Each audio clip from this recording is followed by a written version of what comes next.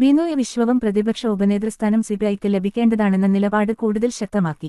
CPI സംസ്ഥാന secretary Binoy Viswam നിലവിലെ രാഷ്ട്രീയ സാഹചര്യത്തിൽ ചില പഴയ കീഴ്വഴക്കങ്ങൾ മാറ്റേണ്ട സമയമാണിതെന്നും പ്രതിപക്ഷ നേതാവും ഉപനേതാവും ഒരേ പാർട്ടിയിൽ നിന്നായിരിക്കണമെന്നൊരു നിയമമോ നിർബന്ധമോ കേരള രാഷ്ട്രീയത്തിൽ ഇല്ലെന്നും അദ്ദേഹം ഡൽഹിയിൽ മാധ്യമങ്ങളോട് പറഞ്ഞു.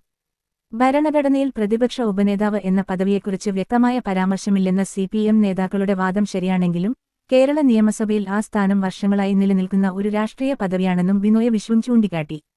അതിനാൽ തന്നെ ആ സ്ഥാനം സിപിഐക്കും അവകാശപ്പെട്ടതാണെന്നും അദ്ദേഹം വ്യക്തമാക്കി. പിണറായി വിജയൻ പ്രതിപക്ഷ നേതാവാകുമെന്ന സൂചനകൾ ശക്തമായിരിക്കുന്ന സാഹചര്യത്തിലാണ് സിപിഐയുടെ ഈ അവകാശവാദം രാഷ്ട്രീയമായി ശ്രദ്ധ നേടുന്നത്. മുന്നണിക്കുള്ളിലെ ശക്തിസമവാക്യങ്ങളിലും ഭാവി രാഷ്ട്രീയ നിലപാടുകളിലും ഇത് വലിയ ചർച്ചകൾക്ക് വഴിവെക്കുമെന്നാണ് വിലയിരുത്തൽ. എല്ലാ അധികാരസ്ഥാനങ്ങളും ഒരു പാർട്ടിയിലേക്ക് മാത്രം കേന്ദ്രീകരിക്കരുതെന്നും മുന്നണിയിലെ മറ്റു ഘടകകക്ഷികൾക്കും തുല്യമായ അംഗീകാരം ലഭിക്കണമെന്നും സിപിഐ നേതൃത്വം സൂചിപ്പിക്കുന്നു. തെരഞ്ഞെടുപ്പിലേറ്റ വലിയ തോൽവിയെക്കുറിച്ചും ബിനോയ് വിശ്വം തുറന്ന വിമർശനം നടത്തി. ജനങ്ങൾ നൽകിയ മുന്നറിയിപ്പായി തോൽവിയെ കാണണമെന്നും തെറ്റുകൾ തിരുത്തി ജനങ്ങളോട് കൂടുതൽ അടുത്ത് പ്രവർത്തിക്കണമെന്നും അദ്ദേഹം പറഞ്ഞു. ആശാ തൊഴിലാളികളുടെ സമരവുമായി ബന്ധപ്പെട്ടുണ്ടായ വിവാദങ്ങളിൽ സിപിഎം സ്വീകരിച്ച ചില നിലപാടുകൾ തെറ്റായിപ്പോയെന്നും അദ്ദേഹം വിമർശിച്ചു.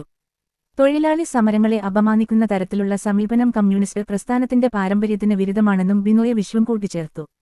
പാർട്ടിക്കുള്ളിൽ വ്യക്തിപൂജ വളർന്നിട്ടുണ്ടെങ്കിൽ അത് ഗുരുതരമായ രാഷ്ട്രീയ പിഴവാണെന്നും അദ്ദേഹം അഭിപ്രായപ്പെട്ടു. സിപിഐയുടെ നേതൃമാറ്റത്തെ സംബന്ധിച്ച് ബിനോയ് വിശ്വവും ഇങ്ങനെ പറഞ്ഞു. സോഷ്യൽ മീഡിയയിലൂടെയോ ഫേസ്ബുക്ക് പോസ്റ്റുകളിലൂടെയോ നേതൃമാറ്റം ആവശ്യപ്പെടുന്നത് കമ്മ്യൂണിസ്റ്റ് രീതിയല്ലെന്നും സംഘടനാപരമായ ചർച്ചകളിലൂടെയാണ് അഭിപ്രായ വ്യത്യാസങ്ങൾ പരിഹരിക്കേണ്ടതെന്നും അദ്ദേഹം പറഞ്ഞു.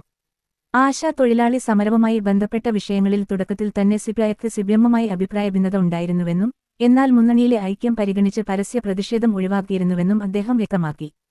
എന്നാൽ നിയമസഭാ തെരഞ്ഞെടുപ്പിലെ തിരിച്ചടിക്കുശേഷം സിപിഐ ഇപ്പോൾ സ്വന്തം നിലപാടുകൾ കൂടുതൽ തുറന്നുപറയുന്ന സാഹചര്യമാണ് രൂപപ്പെട്ടിരിക്കുന്നത്.